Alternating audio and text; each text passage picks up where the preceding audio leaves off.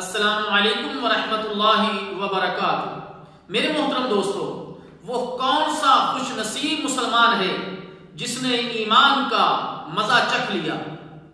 سیدنا عباس بن عبد المطلب رضی اللہ تعالی عنہ بیان کرتے ہیں کہ انہوں نے رسول اللہ صلی اللہ علیہ وسلم کو فرماتے ہوئے سنا کہ جو شخص اللہ کے رب ہونے، اسلام کے دین ہونے اور محمد صلی اللہ علیہ وسلم کے نبی ہونے پر راضی اور خوش ہوا، اس نے ایمان کا مزہ پا لیا۔